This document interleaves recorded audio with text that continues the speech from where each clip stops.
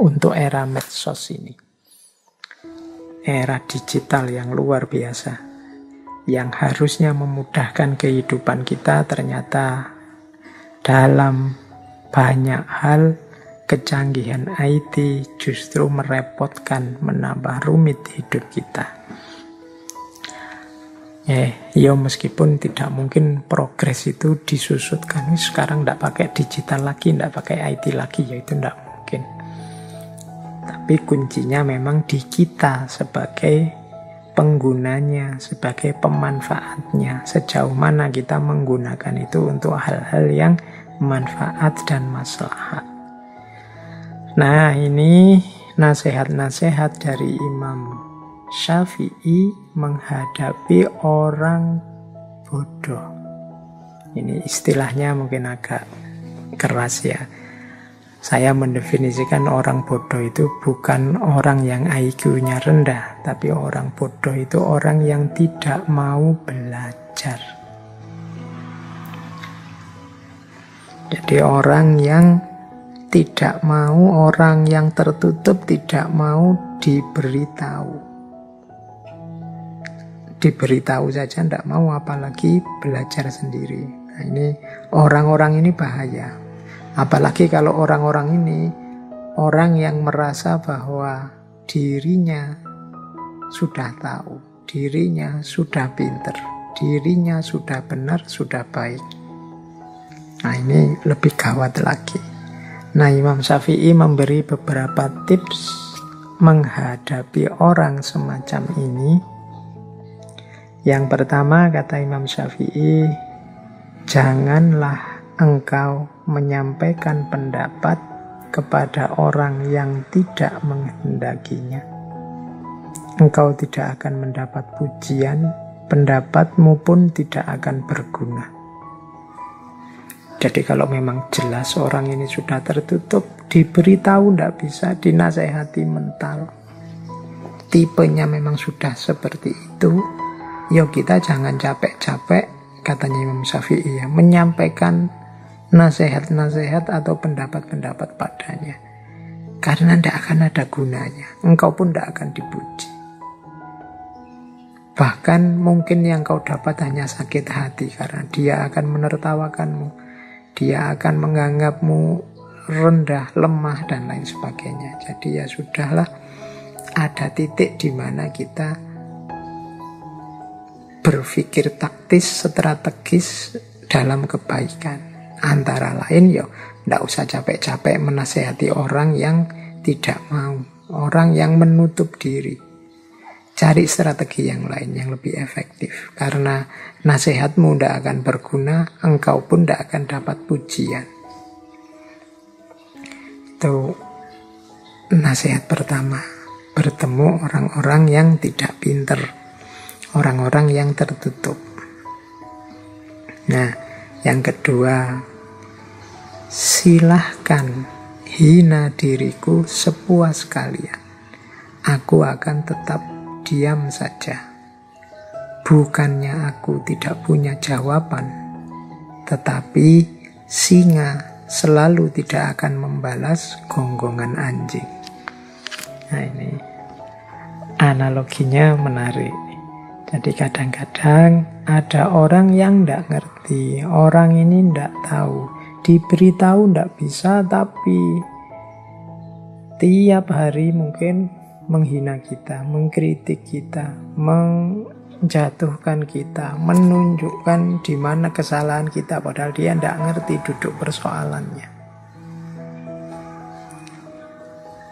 Katanya Imam Syafi'i, kalau menghadapi situasi yang rumit semacam itu, orang ini maunya apa sih? Dia tertutup, diberitahu tidak mau, tapi kelakuannya tiap hari menyakiti dan menyakitkan. Kata Imam Syafi'i, ya sudahlah, hinalah diriku sepuas kalian, tapi aku akan tetap diam. Bukannya aku tidak punya jawaban, tetapi singa selalu tidak akan membalas gonggongan anjing. Jadi menggonggonglah sepuasmu. Toh engkau diingatkan juga tidak mau. Engkau diberi tahu yang benar juga tidak mau. Kalau engkau memang puas dengan menghina, hinalah diriku sepuas mungkin, dan aku akan tetap diam. Karena kalau aku menjawab, membalas, yang terjadi biasanya kontraproduktif. Engkau semakin panjang ngomong, engkau semakin tidak karu-karuan. Tunggulah sampai gonggongan anjingnya berhenti, baru singa menyala. Jadi ini yang kedua. Mungkin teman-teman punya situasi nanti mengalami situasi semacam ini. Quotes ini boleh dipakai. Tapi juga ya ndak dipakai sembarangan. Nanti setiap kali ada orang ngeritik kalian pakai ini. Aku diem saja. Singa kan ndak membalas gonggongan anjing. Padahal kamu ndak bisa jawab kritikannya temenmu. Ini situasinya tidak untuk situasi semacam itu. Tapi untuk situasi mungkin ada orang yang bodoh tapi cerewet, diberitahu ndak mau, suaranya ndak berhenti-berhenti. Ya mungkin situasi yang seperti itu. Tapi untuk kritik-kritik yang konstruktif, produktif, diskusi-diskusi yang billati ya ahsan tadi ya, jangan diem saja. Ikhlaslah bertukar pikiran, saling memberi masukan. Jadi ini kalimatnya Imam Syafi'i ini ya silahkan dipakai sesuai dosisnya, sesuai ruang dan waktunya. Ini quote selanjutnya juga mirip. Biarlah mereka bersikap bodoh dan menghina, dan tetaplah kita bersikap santun. Gaharu akan semakin wangi ketika disulut api. Jadi ini melanjutkan tadi, ketemu orang yang seperti tadi loh. Seandainya harus merespon, ya tetap kita respon dengan santun, tetap kita tidak lupa akhlak, tidak lupa adab.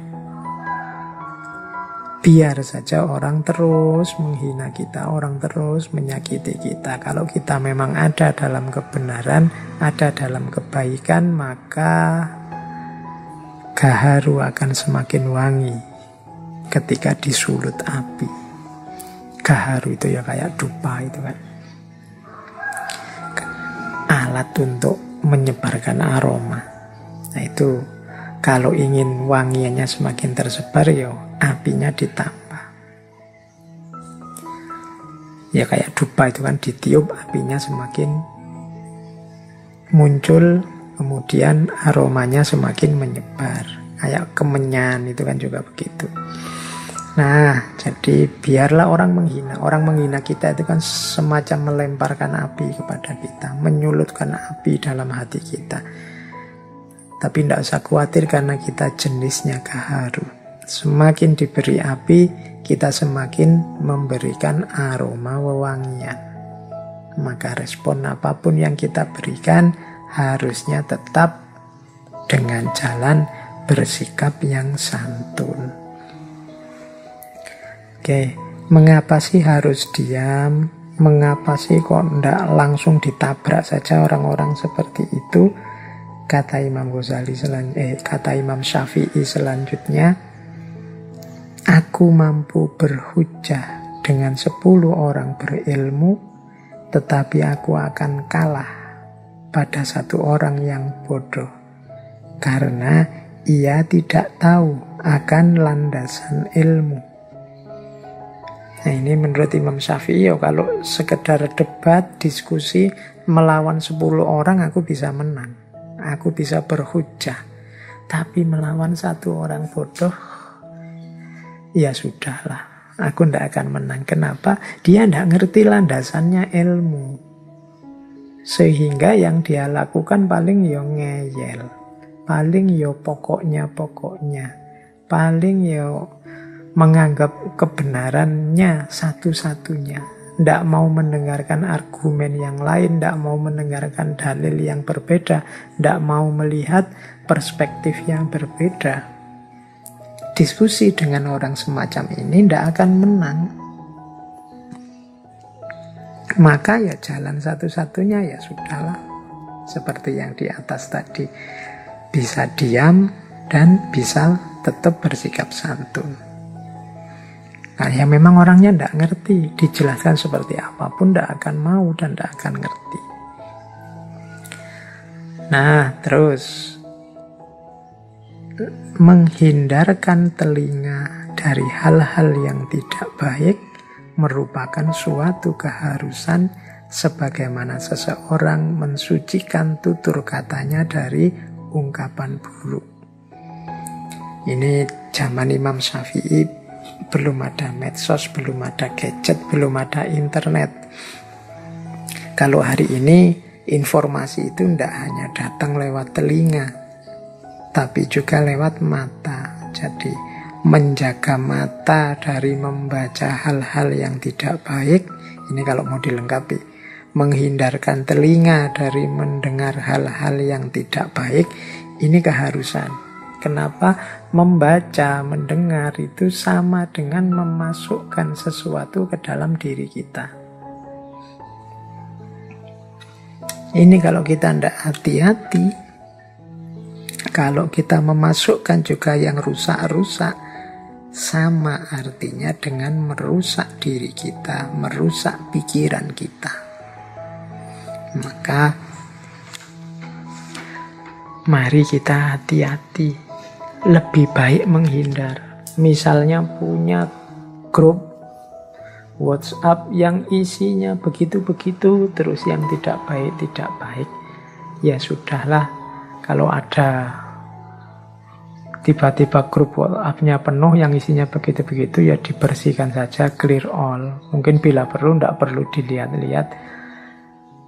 Kalau bisa keluar ya syukur, kalau tidak bisa keluar mungkin sungkan, mungkin tidak enak, ya sudah diam saja. Setiap kali penuh dibersihkan. Menghindari mata kita melihat hal-hal yang tidak baik atau telinga kita mendengar hal-hal yang tidak baik.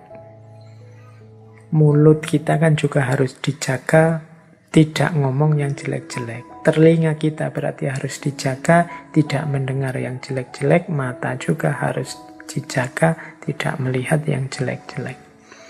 Ini kunci, salah satu cara agar jiwa kita tidak gelap.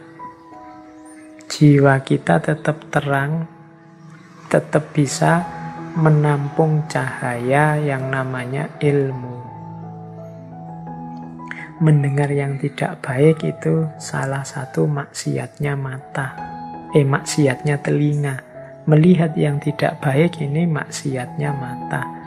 Padahal maksiat itu salah satu yang menghalangi kita dari ilmu, dari cahaya dari Allah.